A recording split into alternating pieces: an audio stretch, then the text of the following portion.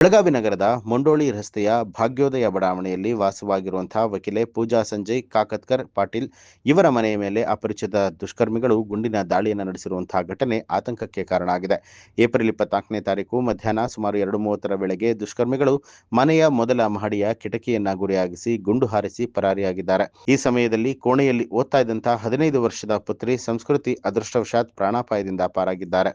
ದಾಳಿಯಿಂದ ಮನೆಯ ಗ್ಲಾಸ್ ಮೇಲೆ ಗುಂಡಿನ ಫೈರಿಂಗ್ ಗುರುತುಗಳು ಕಂಡುಬಂದಿದ್ದು, ಘಟನೆಯ ಬಳಿಕ ಸ್ಥಳಕ್ಕೆ ಪೊಲೀಸರು ಹಾಗೂ ಸುಕೋ ತಂಡ ಭೇಟಿ ನೀಡಿ ಪರಿಶೀಲನೆ ನಡೆಸಿದೆ.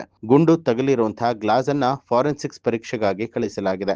ಕಳೆದ 18 ವರ್ಷಗಳಿಂದ ವಕೀಲ ವೃತ್ತಿಯಲ್ಲಿ ತೊಡಗಿಕೊಂಡಿರುವಂತಹ ಪೂಜಾ ಕಾಕತ್ಕರ್ ಹೈ ಪ್ರೊಫೈಲ್ ಪ್ರಕರಣಗಳಲ್ಲಿ ವಾದವನ್ನ ಮಂಡಿಸಿದ್ದು, ವೃತ್ತಿ ಸಂಬಂಧಿತ ವೈಷಮ್ಯದಿಂದಲೇ ದಾಳಿ ನಡೆದಿರಬಹುದು ಅನ್ನುವಂತಹ ಶಂಕೆ ವ್ಯಕ್ತವಾಗಿದೆ.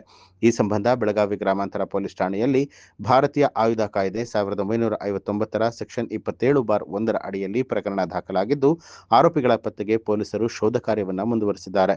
ಕುಟುಂಬದವರಿಗೆ ರಕ್ಷಣೆ ನೀಡುವಂತಹ ಭರವಸೆ ಕೂಡ ಪೊಲೀಸರು ಕೊಟ್ಟಿದ್ದಾರೆ. ನ್ಯೂಸ್ ಅಲರ್ಟ್ ನಿಮ್ಮಿಂದ ನಿಮಗಾಗಿ.